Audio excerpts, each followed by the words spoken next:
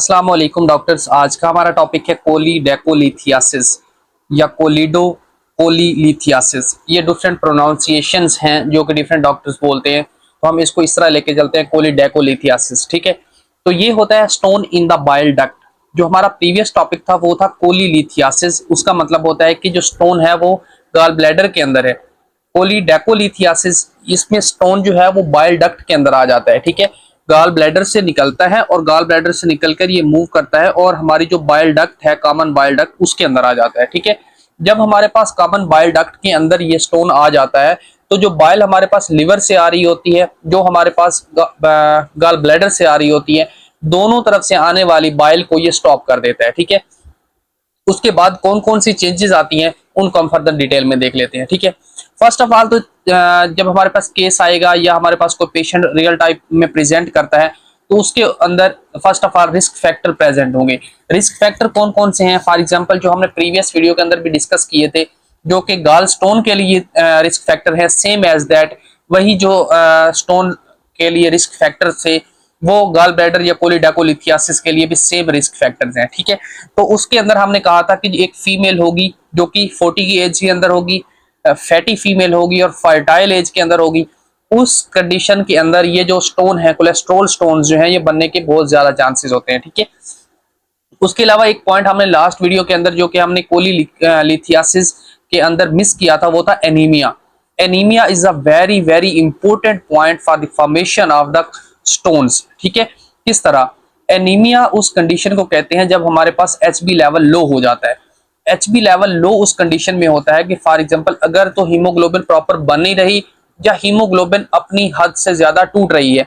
अगर for example जो हद से ज्यादा हीमोग्लोबिन टूट रही है तो उस कंडीशन के अंदर हमारे पास बहुत ज्यादा बिलिरुबिन बनता है बॉडी के अंदर। ठीक है, जो कि बाइल के थ्रू बॉडी से बाहर चला जाता है। ये कंप्लीट हेमाटोलॉजी का टॉपिक है, मैं बारहा बता चुका हूं कि इसको हम वहीं डिस्कस करेंगे। ठीक है, तो इसके अंदर चीज ये होती है कि एचबी जो हीमोग्लोबिन है वो बहुत ज्यादा टूट रही होती है और बाइल की फॉर्मेशन बहुत ज्यादा हो रही होती है। ठीक है, कॉन्जुगेटेड अनकॉन्जुगेटेड, ये लॉन्ग थ्योरी है। ठीक है, तो उस कंडीशन के अंदर फॉर एग्जांपल अगर बाइल बहुत ज्यादा बन रही है तो हमारे पास एनीमिया कंडीशन में, फॉर एग्जांपल एचबी टूट रही है तो उस कंडीशन को एनीमिया कहते हैं। और उस कंडीशन में अगर स्टोन की फॉर्मेशन हो रही है तो वो स्टोन भी तो हमारे पास बाइल डक्ट के अंदर आ सकता है ना, तो उस कंडीशन को हम कहते हैं कोलीडेकोलिथियासिस ड्यू टू एनीमिया।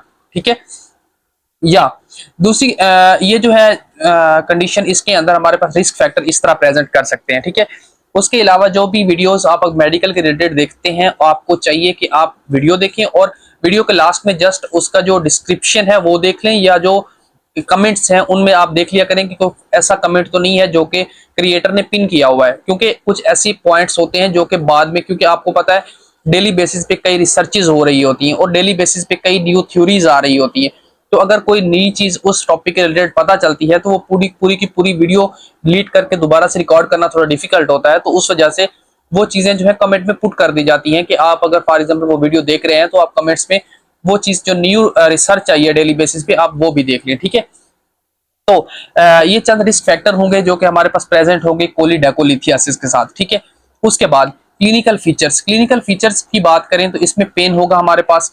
पेन कहाँ पे होता है? गॉल स्टोन का जो पेन है या हमारे पास कोलीडेकोलिथियासिस या स्टोन इन बाइल डक्ट का पेन जो है वो ऑलवेज हमारे पास राइट हाइपोकॉन्ड्रिक रीजन के अंदर होगा।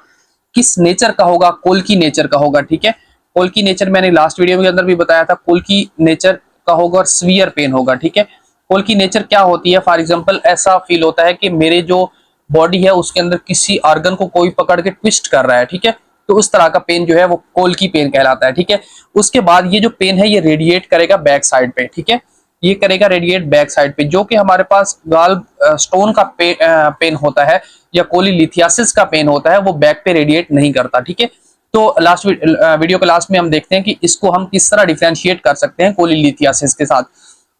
अगर स्टोन जो है गॉल ब्लैडर के अंदर हो या स्टोन जो है हमारे पास बाइल डक्ट के अंदर हो तो उसमें किस तरह हम डिफरेंशिएट कर सकते हैं। ठीक है, लास्ट में ये चीज भी डिस्कस करते हैं। ठीक है, उसके बाद यहाँ पे जो जॉइंटिस है वो ऑब्स्ट्रक्टिव जॉइंटिस होगी। ठीक है, जॉइंटिस की डिफरेंट टाइप्स होती है। एक होती है प्री हिपैटिक जॉइंटिस, एक होती है हिपैटिक जॉइंटिस, एक होती है पोस्ट हिपैटिक जॉइंटिस। ठीक है, हमारे पास कोई भी ऐसी जॉइंटिस जिसकी वजह से, जॉइंटिस बेसिकली ऐसी कंडीशन होती है जिसके अंदर हमारा जो बिलिरुबिन है, ठीक है, वो बिली जो है वो हाई हो जाता है हमारी बॉडी के अंदर, ठीक है। अगर फॉर एग्जांपल बिलिरुबिन हाई हो रहा है लीवर से पहले तो हम उसको कहेंगे प्री हिपैटिक जाइंडिस।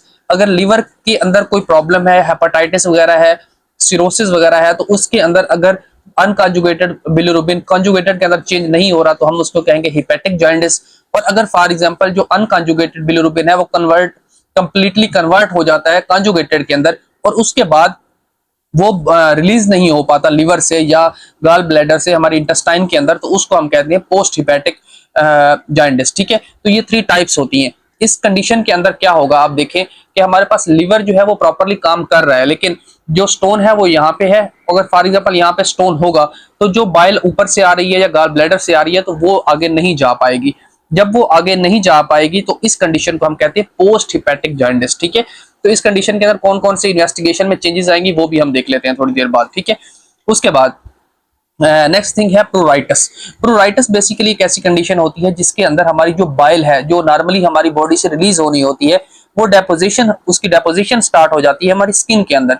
जब उसकी डेपोजिशन हमारी स्किन के अंदर स्टार्ट हो जाती है तो उसके बाद जो कंडीशन आती है या स्किन के ऊपर जो रैशेस टाइप स्ट्रक्चर्स बनती हैं उनको हम कहते हैं प्रूराइटस, ठीक है। ये क्या होता है, deposition of bile in skin, ठीक है, इनटू द स्किन। ये स्किन में बाइल की डेपोजिशन हो जाती है, इसको हम कहते हैं प्रूराइटस। उसके बाद एक और टर्म है जिसको हम कहते हैं ज़ैंथोमास। ज़ैंथोमास बेसिकली ऐसी कंडीशन होती है जिसमें कोलेस्ट्रॉल के जो है फैटी लंप्स बनने स्टार्ट हो जाते हैं। कोलेस्ट्रॉल के फैटी लंप्स बनते हैं स्किन के ऊपर, ठीक है, फैटी लंप्स ऑन स्किन, ठीक है। तो इस कंडीशन को हम कहते हैं ज़ैंथोमास। ये ज़ैंथोमास और प्रूराइटस जो है ये हमारे पास नॉर्मली कोलीलिथियासिस के अंदर नहीं मिलते, ये मिलते हैं कोलीडेकोलिथियासिस के अंदर, क्योंकि कोलेस्ट्रॉल भी एक इंपॉर्टेंट पार्ट है बाइल का। अगर for example bile he release नहीं हो रही तो बॉडी से कोलेस्ट्रॉल लेवल कम नहीं होगा, ठीक है। तो उस कंडीशन में स्किन के ऊपर फैटी लंप्स बनना स्टार्ट हो जाते हैं और इस कंडीशन को हम कहते हैं ज़ैंथोमास, ठीक है। उसके बाद नेक्स्ट कंडीशन क्या है, नेक्स्ट है जीआईटी अपसेट्स। डिफरेंट किस्म के जीआईटी अपसेट्स आ सकते हैं, फॉर एग्जांपल नोजिया, वोमिटिंग, वही जो रूटीन थ्योरी होती है जीआईटी अपसेट्स की। उसके बाद जो है क्ले कलर स्टूल, जो हमारा नॉर्मली स्टूल है, हमारा जो बॉडी से स्टूल रिलीज होता है उसका जो कलर है वो कलर बिलिरुबिन की वजह से होता है, ठीक है। अगर for example bilirubin he body के अंदर से रिलीज नहीं हो रही तो वो स्टूल के अंदर भी नहीं आएगी और हमारे जो स्टूल है उसको कलर नहीं मिलेगा, ठीक है। तो हमारे पास प्रेजेंट करेगा क्ले कलर स्टूल के साथ, ठीक है। तो ये चंद कंडीशंस हैं जो कि हमारे पास क्लिनिकल फीचर्स के साथ पेशेंट प्रेजेंट करता है, ठीक है। उसके बाद इन्वेस्टिगेशन की बात करें तो हमने सीबीसी करवाना होता है। सीबीसी क्यों करवाते हैं, देखना चाहते हैं कि कोई किसी किस्म को कोई इन्फेक्शन तो नहीं चल रहा। इसमें टोटल ल्यूकोसाइट काउंट जो है वो नॉर्मल होता है, किसी किस्म को उसके अंदर कोई भी इंक्रीज नहीं होता, ठीक है। उसके बाद हमने करवाने होते हैं एलएफटीज। एलएफटीज के अंदर डिफरेंट चीजें आपको मिलती हैं। एलएफटीज के अंदर आपको अनकॉन्जुगेटेड बिलिरुबिन मिलेगा, कॉन्जुगेटेड बिलिरुबिन मिलेगा, अल्कलाइन फास्फेटेज मिलेगा, एएसटी मिलेगा, एएलटी मिलेगा। ये चंद चीजें हैं जो कि हम लिवर के साथ ही डिस्कस करेंगे कि कौन कौन सी इसके एलएफटीज के अंदर कौन कौन सी चीजें आती हैं। एक रफ सा कंसेप्ट दे देता हूं। एक तो होता है हमारे पास एएसटी, देन एएसटी, उसके बाद बिली, उसके बाद कॉन्जुगेटेड बिलिरुबिन, अनकॉन्जुगेटेड और अल्कलाइन फास्फेटेज, ठीक है, अल्कलाइन फास्फेटेज, ठीक है। तो एक होता है एएलटी, ठीक है। तो ये हमारे पास चंद चीजें होती हैं जो कि हमारे पास प्रेजेंट करती हैं किसी भी कंडीशन के अंदर जो कि लिवर के रिलेटेड हो, ठीक है। या हम एलएफटीज करवाते हैं तो उनके अंदर ये चीजें प्रेजेंट करती मिलती हैं हमें रिपोर्ट के अंदर, ठीक है। तो जब हमारे पास एलएफटी हम करवाएंगे, एलएफटी के अंदर अल्कलाइन फास्फेटेज जो है ये बहुत ज्यादा इंक्रीज होगा, ठीक है। अगर अल्कलाइन फास्फेटेज बहुत ज्यादा इंक्रीज है तो उस कंडीशन का मतलब ये होगा कि हमारी जो बाइल डक्ट है उसके अंदर कहीं ना कोई प्रॉब्लम चल रहा है, ठीक है। तो इसके अंदर हमें एलएफटीज जो है वो डीअरेंज्ड मिलेंगे। क्यों? इसके अंदर एएलटी और एएसटी भी हाई मिलेगी। उसकी रीजन ये है, उसकी रीजन बेसिकली हमारे पास जो बाइल डक्ट है ये अगर यहाँ से ब्लॉक्ड होगी तो हमारे पास लिवर से आने वाले जितने भी एंजाइम्स हैं, एएलटी, एएसटी वगैरह, वो सारे के सारे बॉडी से बाहर नहीं जा पाएंगे, ठीक है। तो हमारे पास अल्कलाइन फास्फेटेज जो है वो मिलता है इंक्रीज्ड हमें जब हम बाइल डक्ट डैमेज ब्लॉक्ड हो किसी भी स्टोन की वजह से, और हमारे लिवर के जो एंजाइम्स है वो बहुत ज्यादा इंक्रीज हो जाते हैं ताकि लिवर अपना फंक्शन जो है प्रॉपरली परफॉर्म करता रहे, ठीक है। उसके बाद अगर पूछा जाए कि फर्स्ट लाइन इन्वेस्टिगेशन क्या है, तो हम लोगों ने बात करनी होती है कोलिडेकोलिथियासिस के लिए अल्ट्रासोनोग्राफी, ठीक है। अल्ट्रासोनोग्राफी ऑफ द एब्डोमेन करते हैं उसके फर्स्ट लाइन के लिए। उसके बाद अगर इन्वेस्टिगेशन ऑफ चॉइस पूछा जाए तो वो होता है ईआरसीपी, ठीक है। ईआरसीपी होता है एंडोस्कोपिक रेट्रोग्रेड कोली एंजियोपेंक्रियाटोग्राफी। ये एक ऐसी टेक्निक होती है जिसके अंदर हम इन्वेस्टिगेट करते हैं, इन्वेस्टिगेशन ऑफ चॉइस होता है, जिससे हम पता लगा सकते हैं कि स्टोन किस जगह पे है हमारी बाइल डक्ट के अंदर, ठीक है। अगर ट्रीटमेंट की बात करें तो ट्रीटमेंट में सबसे पहले तो हम लोगों ने एनाल्जेसिक्स देने होते हैं, क्योंकि पेशेंट जो है वो पेन के साथ प्रेजेंट करता है, ठीक है। एनाल्जेसिक्स देने होते हैं ताकि उसका पेन जो है वो कम किया जा सके। जब हमारे पास पेन जो है वो बहुत ज्यादा कम हो जाएगा, उसके बाद हम इस कंडीशन को फर्दर ट्रीट करने के लिए अगर ट्रीटमेंट ऑफ द चॉइस पूछा जाए या प्रोसीजर पूछा जाए कि हम इसको प्रॉपरली ट्रीट कैसे करेंगे, तो उसके लिए एक प्रोसीजर होता है जिसको हम कहते हैं MRCP, ठीक है। MRCP क्या होता है? MRCP होता है मैग्नेटिक रेजोनेंस कोली एंजियोपेंक्रियाटोग्राफी, ठीक है। इस कंडीशन के अंदर हम जो कैमरा होता है या एंडोस्कोपिक होती है, स्कोपिक कैमरा होता है, उसको हम पुट करते हैं और जाकर जो स्टोन है उसको रिमूव करने की ट्राई करते हैं, ठीक है, मैग्नेटिक रेजोनेंस के थ्रू। अगर फॉर एग्जांपल ये प्रोसीजर फेल हो जाता है, ये नहीं होता, ये एक नॉन इन्वेसिव प्रोसीजर है, अगर फॉर एग्जांपल ये फेल हो जाता है तो उसके बाद हम ओपन कर लेते हैं और ओपन करके पॉलीडेकोलिथियोटमी कर देते हैं कि उसको हम स्टोन को जो है वो प्रॉपरली रिमूव कर देते हैं बॉडी से, ठीक है। ये चंद चीजें थी जो कि आपको पता होनी चाहिए पॉलीडेकोलिथियासिस के साथ, ठीक है।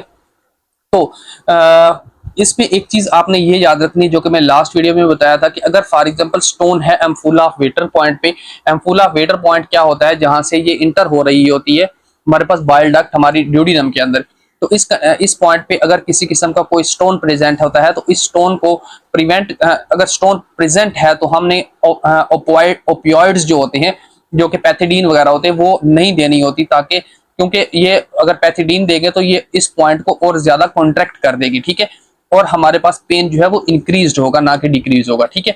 तो ये है ईच एंड एवरीथिंग कोलिडेकोलिथियासिस के रिलेटेड। अभी क्वेश्चन ये है कि अगर फॉर एग्जांपल हमारे पास क्वेश्चन आता है एग्जाम के अंदर, या हमारे पास रियल टाइम में पेशेंट प्रेजेंट करता है कोलिलिथियासिस के साथ और कोलिडेकोलिथियासिस के साथ, तो हम उसको डिफरेंशिएट किस तरह करेंगे एक दूसरे से। फर्स्ट ऑफ ऑल थिंग तो ये देखनी है कि अगर फॉर एग्जांपल जो स्टोन है वो साइलेंट है, ठीक है, स्टोन जो है गॉल ब्लैडर के अंदर है वो साइलेंट है, तो उस कंडीशन के अंदर हमें किसी किस्म की कोई भी चेंजेस नहीं मिलेंगी मोस्ट प्रोबेबली, ठीक है। अगर फॉर एग्जांपल स्टोन आ चुका है हमारे पास, ये डक्ट को ब्लॉक कर रहा है, ठीक है, सिस्टिक डक्ट को ब्लॉक कर रहा है, तो उस कंडीशन के अंदर हमारे पास जो स्टोन है वो साइलेंट नहीं रहेगा, ठीक है। उस कंडीशन के अंदर रिस्क फैक्टर्स सेम मिलेंगे सारे के सारे, 4F और एनीमिया, ठीक है। ये रिस्क फैक्टर स्टोन हो गॉल ब्लैडर के अंदर या स्टोन हो बाइल डक्ट के अंदर, तो दोनों के अंदर सेम ही मिलेगा। अगर हम क्लिनिकल फीचर्स की बात करें तो उसके अंदर भी डिफरेंट चीजें जो है चेंज मिलेंगी। कौन सी? एक तो जो पेन है गॉल स्टोन का वो रेडिएट नहीं करता, लेकिन जो हमारे पास कोलिडेकोलिथियासिस का पेन है वो रेडिएट करता है बैक साइड पे, ठीक है, एक पॉइंट। दूसरा क्या है? दूसरा ये है कि वहां पे जॉइंटिस हो भी सकती है और नहीं भी, लेकिन इस कंडीशन के अंदर हमें जरूर जॉइंटिस मिलेगी और ऑब्स्ट्रक्टिव जॉइंटिस मिलेगी, ठीक है। थर्ड, प्रूराइटिस मिलेगा, स्किन के ऊपर डिफरेंट किस्म की बाइल जहां पे डिपॉजिट होगा वो हमें सिम्टम्स मिलेंगे, बाइल के स्किन के ऊपर डिपॉजिट होने के सिम्टम्स मिलेंगे, लेकिन जो दूसरी कंडीशन थी उसके अंदर नहीं था, क्योंकि आपको पता है जो स्टोन है वो गॉल ब्लैडर के अंदर हो तो जो बाइल लिवर से आ रही है वो तो इजीली यहाँ से रिलीज हो सकती है। अगर फॉर एग्जांपल ये वाली बाइल रिलीज हो रही है तो बॉडी से कुछ ना कुछ बाइल तो जा रही है ना बाहर। अगर फॉर एग्जांपल ये ब्लॉकेज ही यहाँ पे है तो जो बाइल है वो तो कंप्लीटली ब्लॉक हो जाएगी, कोलेस्ट्रॉल लेवल कंप्लीटली ब्लॉक हो जाएगा, बॉडी से बाहर नहीं जाएगा। इस वजह से हमें प्रूराइटिस और ज़ैंथोमास वगैरह भी मिलते हैं कोलिडेकोलिथियासिस के साथ। लेकिन ये अगर फॉर एग्जांपल कोलिलिथियासिस की बात करें तो उस कंडीशन में ये हमारे पास नहीं होते। उसके अलावा जीआईटी अपसेट वहां भी होते हैं, यहाँ भी होते हैं। क्ले कलर स्टूल की बात करें तो ये यहाँ पे ही मिलेगा आपको, ठीक है, कोलिडेकोलिथियासिस के अंदर मिलेगा, कोलिलिथियासिस के अंदर ये कंडीशन आपको नहीं मिलेगी, ठीक है। उसके बाद ALT AST अल्कलाइन फास्फेटेज, ये कंडीशन चीजें जो हैं ये नॉर्मली आपको कोलिलिथियासिस के साथ नहीं मिलती, ये मिलती हैं आपको कोलिडेकोलिथियासिस के साथ, ठीक है। अगर फॉर एग्जांपल आपके पास पेशेंट की रिपोर्ट प्रेजेंट करती है और उसके अंदर ALT AST और अल्कलाइन फास्फेटेज इंक्रीज्ड है, तो उस कंडीशन के अंदर क्या होगा कि वो उस कंडीशन को हम कहेंगे कोलिडेकोलिथियासिस, ठीक है, ना कि कहेंगे कोलिलिथियासिस। उसके बाद ये चंद चीजें जो ट्रीटमेंट की हैं तकरीबन सेम ही है, क्योंकि उसके अंदर भी हमने लेप्रोटमी करके स्टोन को रिमूव करना होता है। और इस कंडीशन के अंदर हम एमआरसीपी पहले करते हैं, मैग्नेटिक रेजोनेंस पॉली एंजियोपेंक्रियाटोग्राफी। अगर फॉर एग्जांपल ये सक्सेसफुल नहीं रहती तो उसके बाद हम ओपन करते हैं। उस कंडीशन के अंदर हमने लेप्रोस्कोपिक सर्जरी करनी होती है। अगर फॉर एग्जांपल वो सक्सेसफुल नहीं रहती तो उस कंडीशन के बाद हमने ओपन की तरफ मूव करना होता है। ये है each and everything you should know regarding cholelithiasis and choledocholithiasis. Hope so कि अगर आपके सामने क्वेश्चन आता है या रियल टाइम में पेशेंट आता है तो आप इन चीजों को पिक कर लेंगे। आज तक के लिए इतना ही। अगर यहाँ तक आपके जहन में कोई भी क्वेश्चन है तो आप कमेंट बॉक्स में पुट कर दें। मैं इंशाल्लाह ट्राई करूंगा कि एज सून एज पॉसिबल आपको रिप्लाई करूं। फिलहाल के लिए इतना ही। थैंक यू डॉक्टर्स, अल्लाह हाफिज।